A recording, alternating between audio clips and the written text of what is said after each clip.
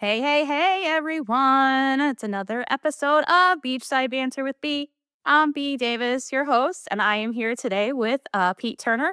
He is a man of a lot of accomplishments, man. He did some missions in the combat zones. Now he's a podcaster. He's got over 1,300 episodes on his podcast, which is amazing, something I definitely strive for. So yeah, Pete, kind of take it away, let everybody know who you are and what you stand Yeah, for. well, I appreciate it, and I don't know where I put that fact out, and I haven't updated it, but we're over 2,000 episodes now, 10 plus years. Even I know it's okay. crazy. It's crazy. And look, you've got a show. You know what it means. Like you and I now get to know each other. We get the vibe. I get to give you guests. You get to give me, whatever it is. And Absolutely. even if we don't do any of that, even if this is just a one-time deal, just in that one time, there's so much richness. So I'm a dude who likes to create value for people. I like to Okay. create things. I'm working on a number of projects. I'm become a producer in general, right? And so that's what I am now. I used to be a spy. I was a Captain Morgan model at one point. I've done a lot of things in my life, but right now, today, I am lovely and thrilled to talk to you. Yay, I'm super excited. Wait a second. Did you say you were a Captain Morgan model? I was. You Okay. can't see, but I What the got my left hell? leg up. Yeah.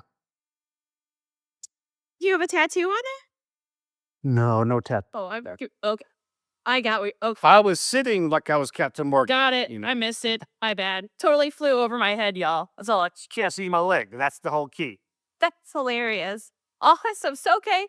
Yeah, out of all those things, like I just feel like you've transitioned to all these different things. What do you feel like has been your favorite so far?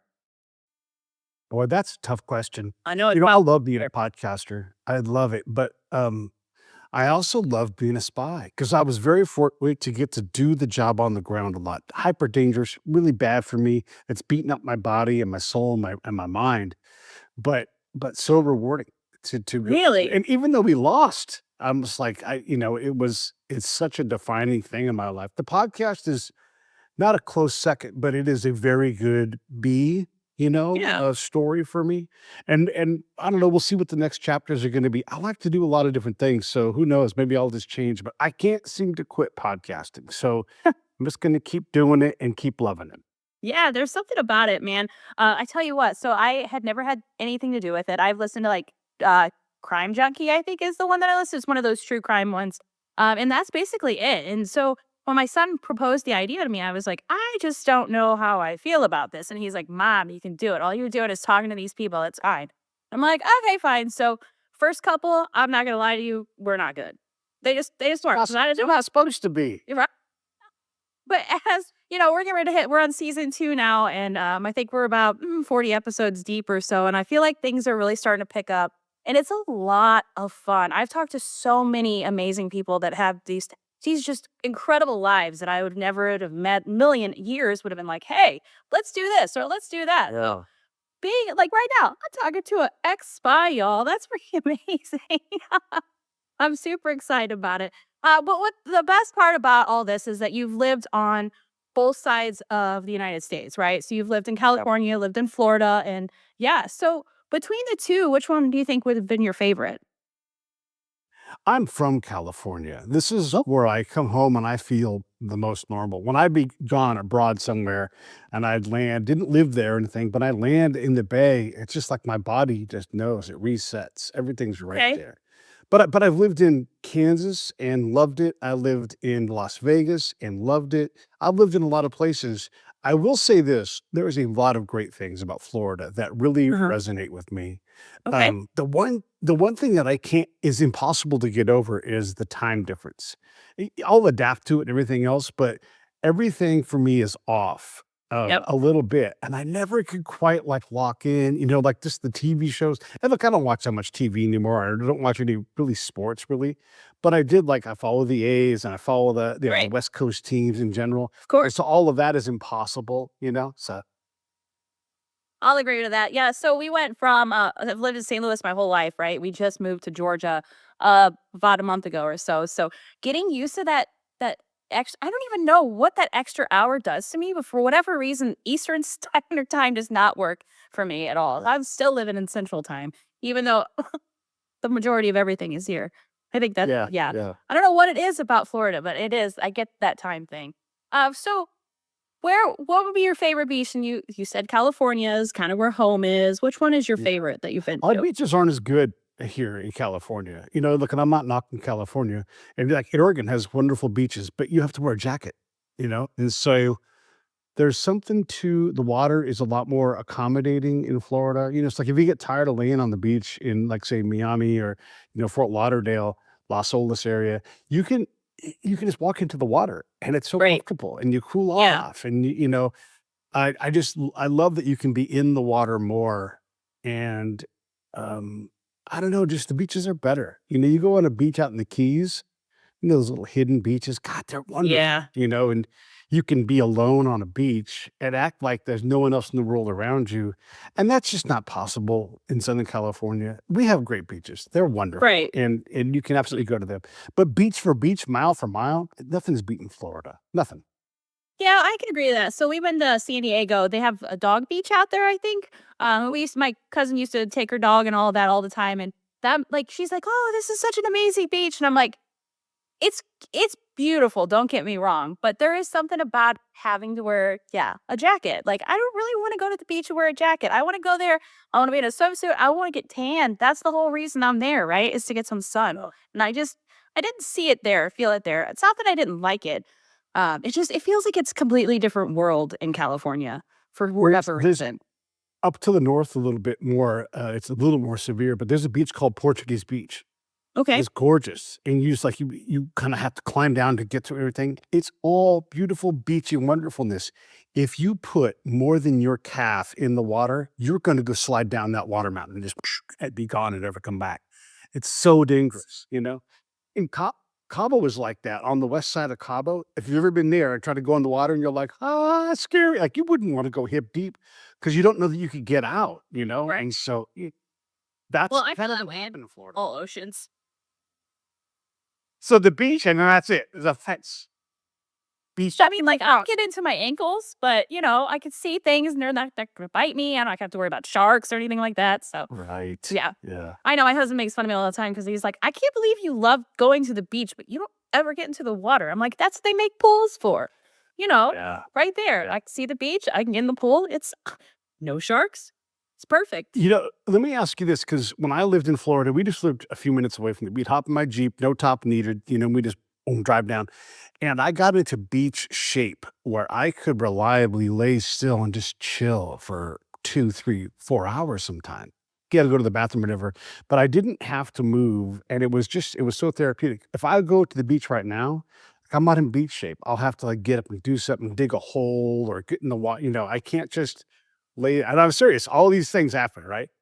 I can't just sit there and just like read a book or fall asleep or whatever. I have to do something until I, go enough times. And I don't live very far from the beach at all here, but it's a little Yeah. harder. It's a little more crowded. It's harder to park. You're worried about maybe something happening to your car if you leave it, because the neighborhood's not bad, but there's just a lot of people, right? Right. And so by the time you get there, I'm just a little bit flustered. The beaches are wide, wide, wide, wide, wide, wide. And so you're just like, I finally found a spot. You know, Yeah. gotta It's worry that about beach. like what's yeah, now it's gonna be, or also I gotta worry about the toll on my parking spot because I had to pay to park, whatever it is. And I can get used to all of that, right? But it isn't 1 or 2 times. And, yeah, so I will say this, about California beaches, if you use the water part of it, is there's a lot of places where you throw on a mask, a snorkel, spear gun, whatever, and you can go out and have a whole new world experience there, come out, get on the beach, warm up, go back in the water. That also is incredible. So, I mean, it depends on what you wanna do. There's nothing wrong with any beach, but there are definitely better beaches than other beaches. Yeah. So, which one's got the better food? I know. I knew this was gonna be a stumper.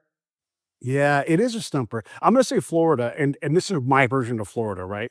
So I love I guess I'll call it the palapa style bar, like where Mhm. it's just a bunch of leaves and some sticks, and there's someone in there and they're tending bar at a cheap old beachside hotel. Those are my Now, favorite, and these yes. things are going away, but there's when you find those spots and you can just get up, hop over, support a local business, and go lay down.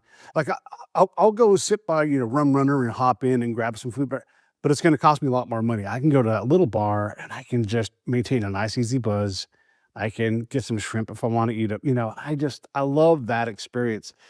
They have that sort of in California, but it's not as beachy. It's like you have Mhm. like these beachside towns that are wonderful. I love it. My cousins own a great deli in San Clemente. It's awesome, right? But it's a business. It's a business. It's not a palapa, you Right. know.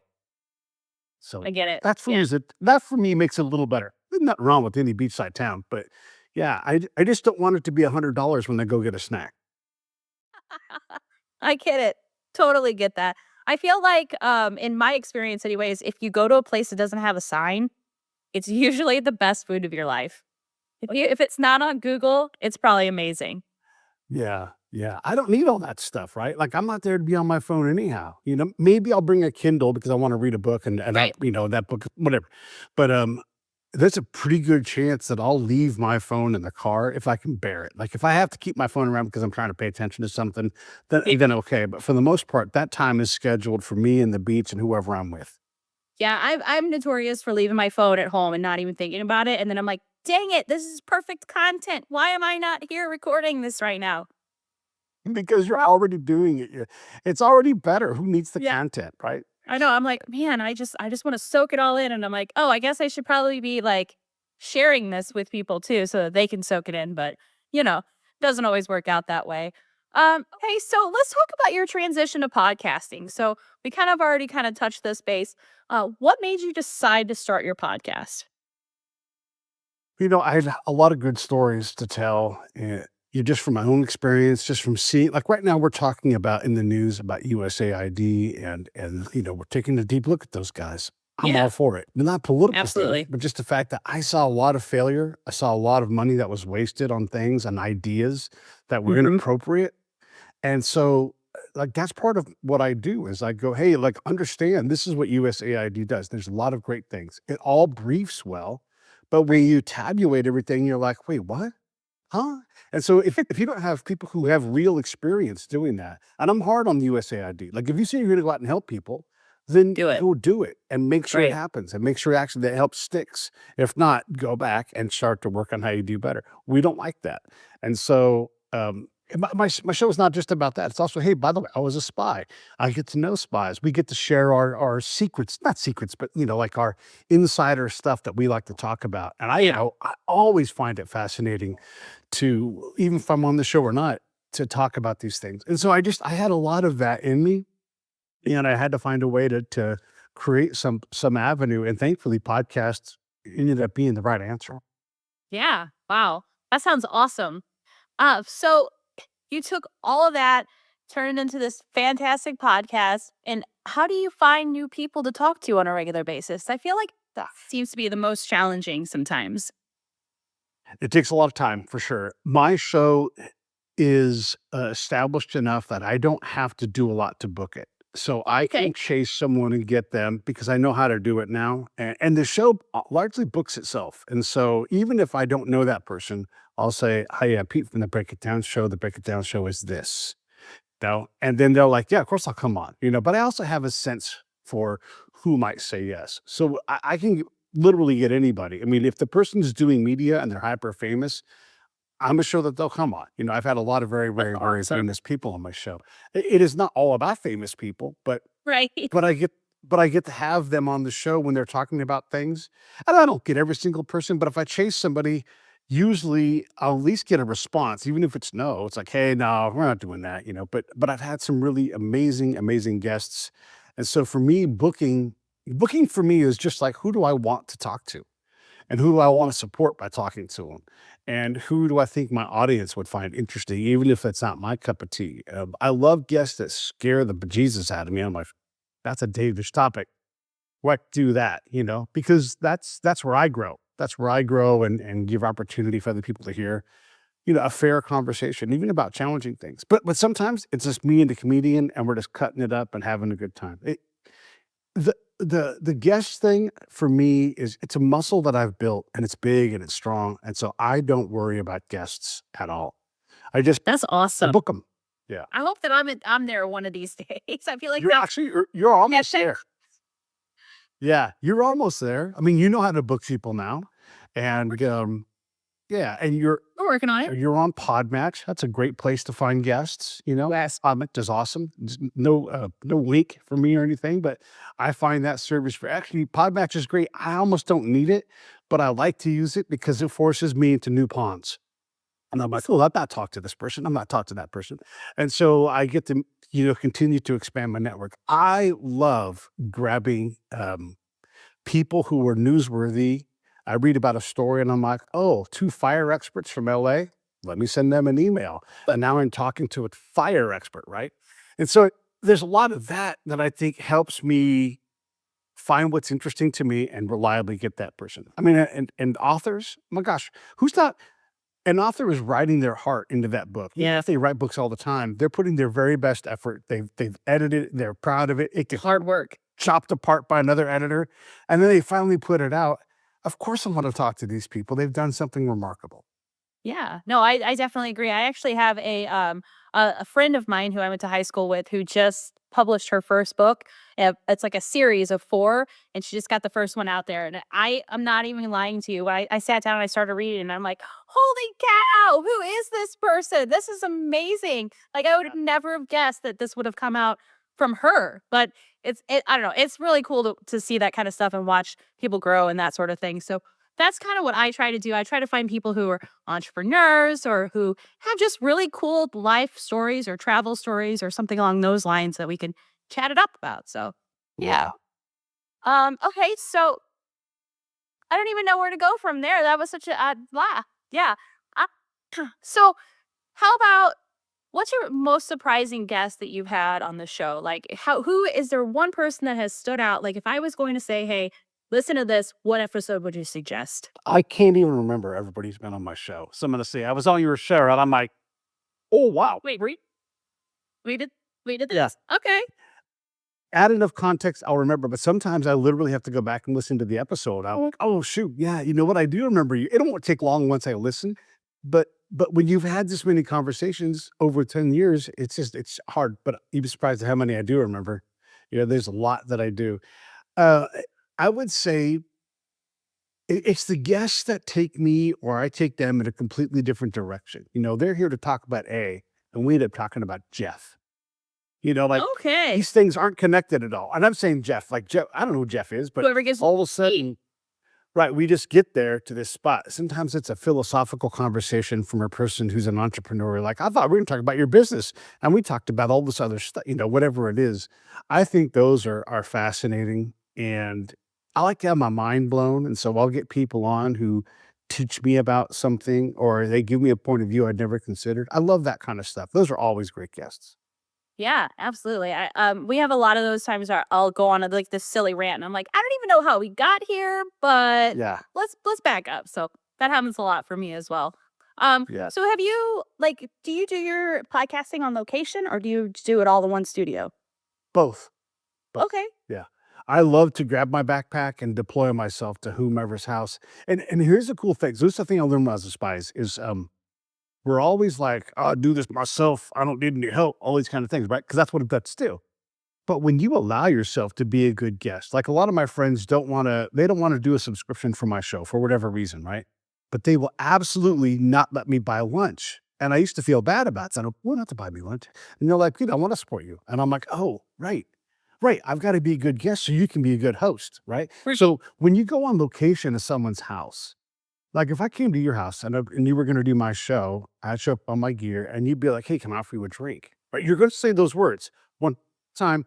You're going to say those words. You might also say, "Do you want to stay for lunch?" Or, "My wife made her famous cookies for you Oh, because you were coming to my you house." spoil the heck And I out of go, here. right. And so this happens at famous people's homes. And so I'll go to the famous person's house and they're like, can I make you a martini? Can I, like, what do you, and like, if they offer me a drink, I always say yes. And I'm like, and they'll say, what do you want? I'm like, well, what's your house drink? What do you make great? And they're, they'll say, I make a great martini. Bam, we're drinking martinis. Now I went from being a host on my show to their guest.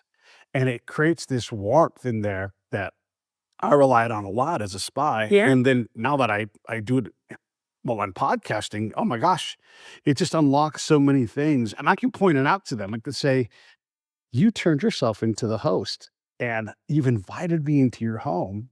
You don't know me. And they're like, yeah, it's amazing. You just got me to be like, I thought, huh? The person would be like, I don't know. It seemed like a good idea. You seem like a really good person. I just wanted you to come over. And I want you to come over and say hi. Yeah, and this is, yeah, exactly why I was good at being a spy. And so these very famous people, these are household names. There's all kinds. You can look at my show and see. I'm not bragging about that. Absolutely. What I'm saying is these are people you wouldn't expect to be so warm, but the second you let them be a good host, oh my gosh, they are. And even if they don't, even if it's all business, like, hey, you've got two hours total setup, breakdown, everything, and I got to have you out of it. That's all fine, right? But most of the time, we find this groove when I'm on location. So I love it. It's a lot of work. It's like walking a tightrope, but I love it. So I do it all the time. Yeah. Wow. That sounds like a lot. So who do you decide? How do you decide whose house you're just going to randomly show up at? It's primarily, I live in Southern California, so there's a lot of Okay. people around here. And so if I can drive there pretty reasonably, I'll do it, And so I hate to say I force myself. I sort of force myself like, oh, you're in Phoenix? And I'm not in Phoenix. I'm in Orange County. So I'm all the way by the coast, right? Yeah. And like, yeah, that's 6 hours away. Why don't I build a couple of days and I'll go out to Phoenix? And I've got 5 or 6 guests already lined up right now for the next time I'm in town. And I'm going to be in Phoenix soon, right? And so I'll bring my gear with me and then bam, I'll be like today here, today there, the next day there, and then home. And so I'll It's get not through this it and right. I'll knock them. Right. And so I do that. Take some notes. Man, start showing up. Yeah. Well, and I don't just show up, obviously, I've scheduled it and everything and they're looking forward to it. But you can get some really incredible people. Because here's another thing is when you show up, they're like, you showed up, you're here, my place. Right. And and it is magic. It is magic when you go somewhere and you show up, people recognize that like you came to my hometown. I'm like, yeah. The next time someone's like, Cool. hey, we're gonna do the show and everything. You got time to drive around town with me for a little bit? I'm like, hell yeah, I do. Of How course. are you driving around town? Yeah. And you're like, how did I get in this car with this dude? And so it's it's amazing when you have these moments because it becomes so I'll give you an example of that. Yeah. I was driving across I used to do with this, annual charity fundraiser where we would ride a motorcycle across the nation, this one guy, and a bunch of us would follow. It was called Ride for the Brave. And one year I went back to Colorado and I sort of, know gosh, what's his name? I can't think of his name right now, it's escaping me. I sort of know, one of the Tour de France winners. He lost his Oh, Tour de France title because Lloyd. yep. Lloyd Flan Sure. yeah. Floyd Landis, right? Floyd Landis was the guy. And so I show up in Leadville where he lives, and Leadville's way up at the top of the very tip. It's like 10,000 feet up, right? And I show up there to go, do a show with him. He knows I'm coming. We've talked before. I've got his phone number, my phone number, and my phone. And he's like, hey, they have this bike race that's going on. And I want to kind of check out the end of it. You want to come hang out with me? And I'm like, yeah. And he's like, hey, let's grab beers. And so we're sitting there on the street, a couple of his buddies that are just and he's buddies with everybody, and we're just hanging out. I'm not even worried about the show. The show we'll get to later on. Cool. And we're just chilling, drinking beers. He took me, and this might sound crazy to some people, but he's like, "Hey, let's go to my weed shop," because that's what he does now. Like he's got a dispensary, and he's like, "And then grab whatever you want. You want a shirt?" I'm like, "Yeah, sure, I'll take a shirt. Hell yeah!" And I'm like, "Hey, Floyd, I don't really smoke weed. I don't know. I'm not against it. I'm glad to take it. I'm glad to do some, but Right. it's not a thing I know anything about." He's like, "Oh, don't worry about it. These young kids, they'll tell you everything you need to know." And so they did. They was like shocking bag. There's throwing just weed in there, and I'm like, "Oh my god, That's like a dream come true for a lot of people. yeah!" Hard to say. And I got to do that, partly because of my spy skills, right? But I'm not trying to do anything, right? I'm not trying to accomplish it. It's just I'm open to the opportunity to do these things. And so when they happen, it's like it's special. And again, it's Floyd in this story, but it could be somebody else in the next one. Yeah, that's amazing. So do you ever, I guess because you're a spy, you probably don't fear so much, but do you ever feel like you're putting yourself into a weird position sometimes? Nah, not really. I mean, look, if I get got, then I get got. But Okay. that's That's a good way of looking at it. yeah, yeah. Look, I don't borrow fear. I don't borrow trouble if I can at all avoid that. At my worst, sure, all those things. But no, these homes I go into, and again, primarily it's very notable people, right? So the last thing they want to do is break out the and if they did, and listen, if they did, I'm not saying I would win every time, but I'm not someone you tangle with. You're like, oh God. You So see, you're a bit of a badass. I get it. yeah, look, I'm old now, so I'm Shoulder off a little bit. yeah, I'm a former, badass. And even then, I've lost fights. So, but the thing is when you lose fights, you're like, yeah, I might lose, but you're willing to go fight. That's a different dude, right? Yeah. Yeah, like, yeah, you might get the better of me, but you're gonna have to find out. And then it's like, Okay. well, maybe we'll just, and I'm glad to skip the fight. But if you want the fight, then They're like, maybe this, not this guy's. not, yeah, yeah. No, I think the world mostly is a wonderful place, especially in the United States. There's really not that many dangerous things. And so, look, am I going to be the victim of something sometime? I'd probably victimize somebody sometime, but we all YOLO. have to experience life. I Right. don't, No, I get it. Yeah. I guess that's more of like a female mentality, I guess, so to speak. Cause I couldn't imagine myself going and like, I mean, I think it's amazing that you do this, but I think I'd be a little bit like, I don't know. I'd probably get myself in all kinds of crazy situations. And yeah, you never know these days, you anyways. never know. But again, I don't borrow trouble. And I think even if Yeah. you're a female, and I get it, it's different, right? Like I'm physically imposing, right? And so even if I just push against you, you're gonna move, right? I'm I'm Polish. strong. So I can like grab a hold and favorite I don't fight anyone anymore. But my favorite fighting technique back in the old days was to pick someone up and just push them and shove them Oh, and throw them. Because I'm like 6 foot, and when I'm in great shape, I'm like 6 foot 220, right? And so I can just take that person and just go, "You are no longer in my space," or I can grab a chair and be like, "I'll huck this chair at you." And if you see someone threatening you with the chair, you're like, "I need distance," and that's all I want. And I'm glad to not fight. I'm glad to avoid it. So when I say all these things, understand that I don't want to harm a soul. I've seen too much death and destruction, right? But it doesn't it does give me ability to say I'm going to go out and interact with society and not do it from a point of fear. yeah. Whatever happens in my day-to-day life, I've been in a head-on collision with a tank. Okay. So Wow. when you are in a car accident with a tank and you're like, ta-da! I'm just so here. Just a, My level of danger is pretty high, right? yeah. So yeah. Okay. So Now, what's the most dangerous situation that you've put yourself in, if you could tell us? sure, I tell you.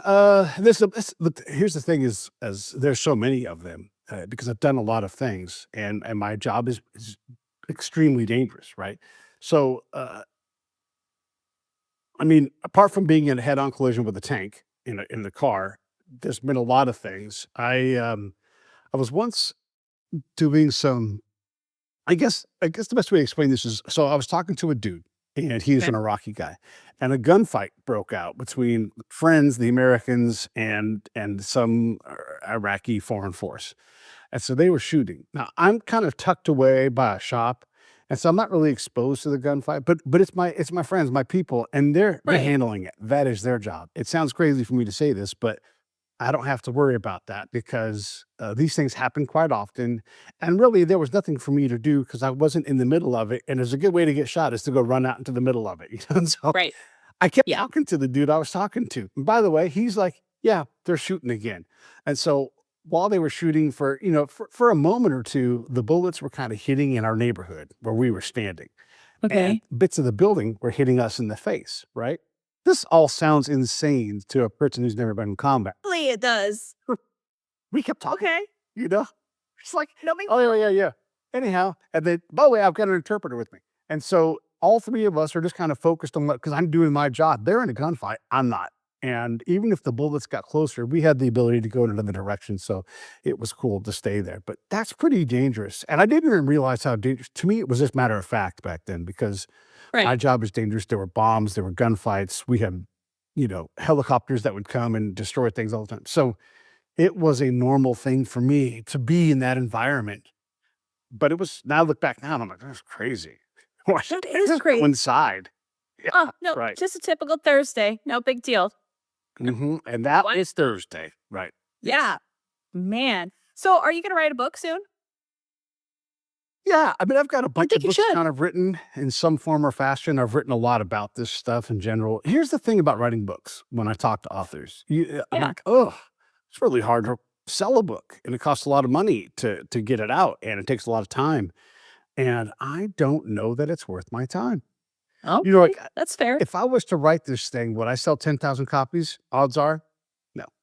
So everybody thinks they have a great story. I know I do Yeah. too, right? But there's no guarantee that I would see a profit. And so I would take a long time. And I've pecked away. Don't get me wrong. I've written a lot and I have several books that are some form or fashion, some level of finished and beyond 50%, right? But Okay. yeah, it's just it is a there are a lot of books out there and I struggle with getting over the hump with do I need to do this or can I just do this on my show? Can I come on Yeah. your show and talk about these things and create, you know, it doesn't take less work, but just it's different work. And I don't have to look, you have to spend a lot of money on buying your own books to give them to people. You've got to fly around the nation to go and get on TV shows. You got to buy Yeah. ads on radio, like all these things, right? And I'm like, I don't know if I want to be salesman of the year of my own book. And I don't expect anybody else to buy it. So yeah, I'm stuck, but I want to write one and I always write. I just don't know that I don't know what I'm gonna do. Yeah. No, I'm just gonna throw this bomb out there though. There's a lot of podcasts out there and people are listening to you. So that's very well could I mean, there might be a lot of books, but they very well could be interested in reading. Yeah, yeah, yeah. Well, like I said, I've been lighting and I've got a couple different things. But also, here's the thing. This is like the big reveal: is I transition less about writing about me, and I write a lot about me. Yeah, more about working on getting projects made, like documentaries and films. And that I can wrap my head around putting my time and effort into. I don't mind being a guy who was a spy who has become an executive producer, and no one even cares about the fact that I was a spy, right? And so maybe I'll put out a book or some point, maybe something shorter. I don't know. Who knows? I'd rather meet these movies that I'm talking about. And that's really where my passion is. That would be cool too. For sure. Man, this has been such a great conversation. I know a spy, you guys, an ex spy. That's all I have to say. I am so excited about that. So, Pete, where can everybody find you? Where can they, what, the name of your podcast? Where can I find you? Listen Yeah. to you, all the things.